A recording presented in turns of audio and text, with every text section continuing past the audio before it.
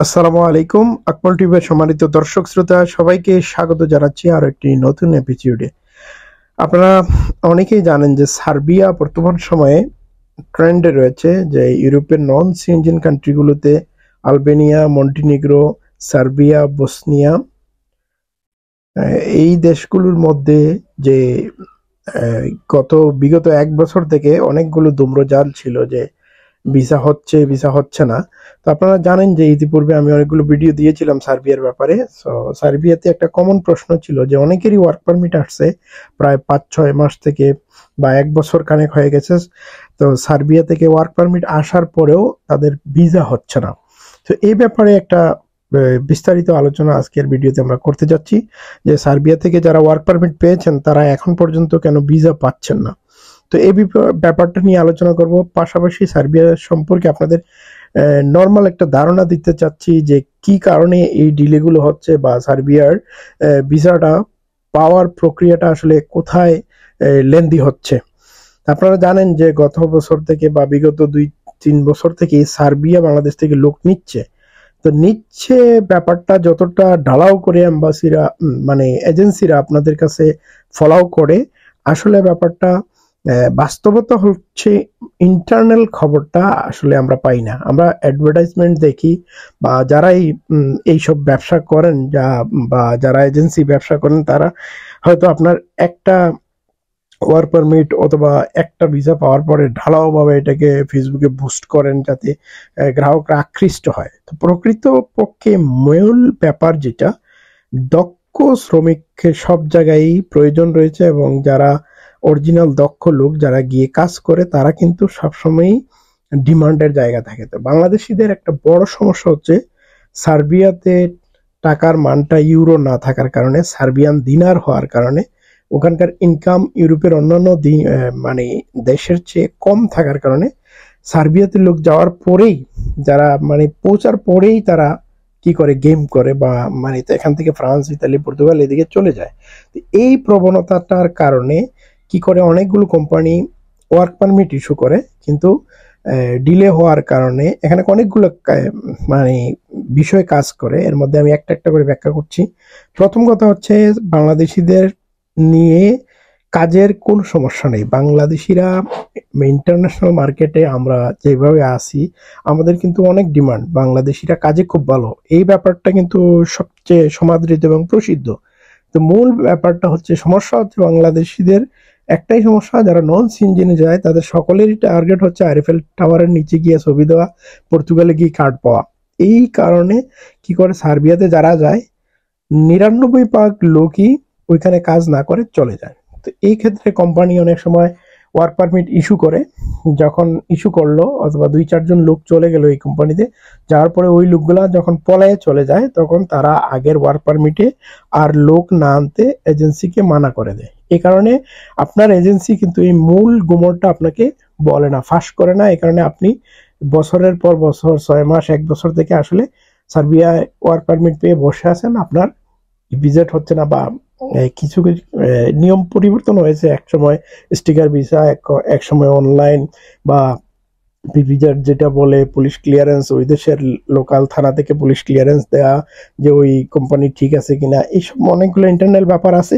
এগুলো নিয়ম চেঞ্জ হলেও মূলত ভিসা না হওয়ার সবচেয়ে বড় সমস্যা আমি যেটা মনে করি যে বাংলাদেশি ওয়ার্কাররা পালিয়ে যাওয়া।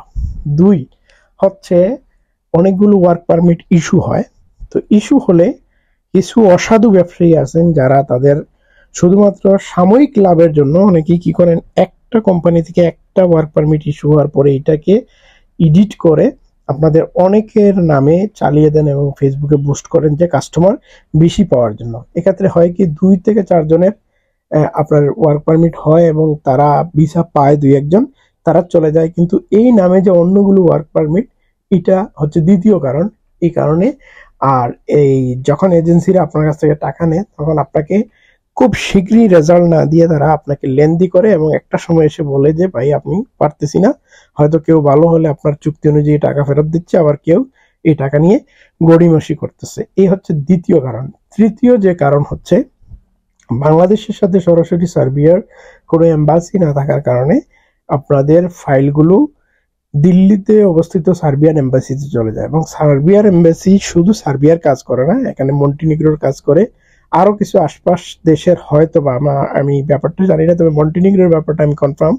সার্বিয়ার এম্বাসিতে আরো দুই একটা দেশের কাজ হয়। তো এই ক্ষেত্রে সার্বিয়ান এম্বাসি যখন আপনার কাজের চাপ থাকে, তারা বিভিন্ন রুল চেঞ্জ করে। আপনারা জানেন একটা সময় স্টিকার ভিসা, এক সময় অনলাইন, এক সময় ইপিজেড, এভাবে হচ্ছে। আর 3 নম্বর যে বিষয়টাকে আমি উল্লেখ করব, যে তিনের মধ্যেই যেটা বলতে চাই, আর হচ্ছে দক্ষ ওয়ার্কার তারা অনেক সময় নিয়ে যাওয়ার পরে দেখলো যে ওই লোকটা আসলে, যে দক্ষ ওয়ার্কার হিসেবে তারা নিয়েছে, ওই লোকটা এই কাজ করতে পারে না। যেমন ধরেন আপনাকে একজন ভারী গাড়ি চালক, অথবা আপনাকে যে বেকু অপারেটর হিসাবে নিল, যে আপনি এটা, এখন আপনি যাওয়ার পরে আসলে এটা কাজ করতে আপনি পারতেছেন না, তখন আপনি আপনার আখের গোছাতে গিয়ে আপনি পালিয়ে যাচ্ছেন। তখন কোম্পানি করলো কি, আরো 10টা কাজের মানে ওয়ার্ক পারমিট ইস্যু করছে, তারা এজেন্সিকে জানিয়ে দিল যে আমরা এই লোকগুলো আর আনবো না। চতুর্থ যে ব্যাপারটা হচ্ছে, সেটা হচ্ছে যে বাংলাদেশের অনেক এজেন্সি আছে, তারা আসলে সরাসরি নিজে কাজ না করে ভায়া কাজ করে।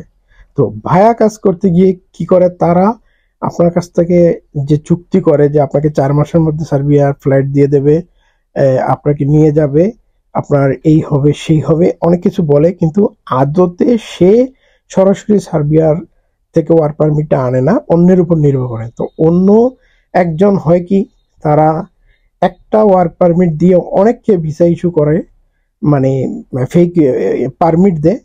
এই কারণে এই কোম্পানি তো আসলে যে অরিজিনাল লোক, সে তো আসলেই চলে গেছে, অথবা তার ভিসা প্রক্রিয়াধীন, সে তার একটাই হবে, বাকিরা আসলে এভাবে ভুক্তভোগী হয়ে থাকেন।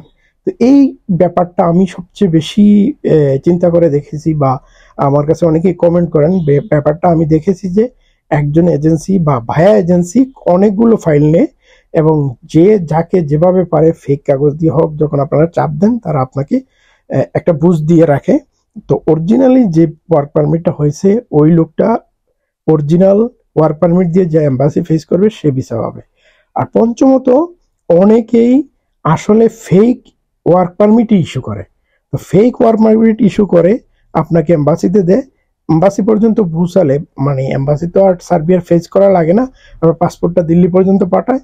তো এই কারণে বাংলাদেশিদের একটা ব্যাড রেপুটেশনও আছে, যে অনেক ফেক ওয়ার্ক পারমিট অনেক কোম্পানি আদতেই নেই, কারণ সে হচ্ছে থার্ড পক্ষ, আর সে দিচ্ছে ফাইল আরেকজনকে, আর উনি তাকে যে আসলে এটা সার্বিয়া থেকে ইস্যুকৃত কোম্পানির নামে না থাকার কারণে কি হচ্ছে, ওয়ার্ক পারমিটটা ফেক এরকম অনেক ফাইল ফেরত আসে, তার ভিসা হয় না, তো সে পরিবর্তন করে এটা ফেরত দিয়ে দেয়।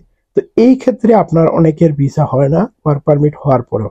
আশা করি এই 5টি বিষয় আপনি বিষয়টা আজকে আমি এভাবে ব্যাখ্যা করলাম, আশা করি আপনি বুঝতে পেরেছেন যে ফেক ওয়ার্ক পারমিট দেওয়ার পরেও কোম্পানি প্র্যাকটিক্যাল লোকদেরকে অদক্ষ দেখার কারণে, অথবা যে কোম্পানি আপনাকে ইন্টারভিউ নিয়েছে বা আপনার সাথে কমিউনিকেট করে ওয়ার্ক পারমিট ইস্যু করেছে, তারা আমাদের বাংলাদেশিদের পালিয়ে যাওয়ার কারণে সে কি করছে, আর অনাগ্রহ প্রকাশ করছে। এইসব কারণ, এবং বেশিরভাগ এজেন্সিদের মানে চতুরতা বলবো, যেটাকে চতুরতা এবং অদূরদর্শিতা এবং বেশি লুবের কারণে মূলত অনেকের ওয়ার্ক পারমিট আসছে, কিন্তু ভিসা হচ্ছে না। আজ পর্যন্তই। আল্লাহ হাফেজ।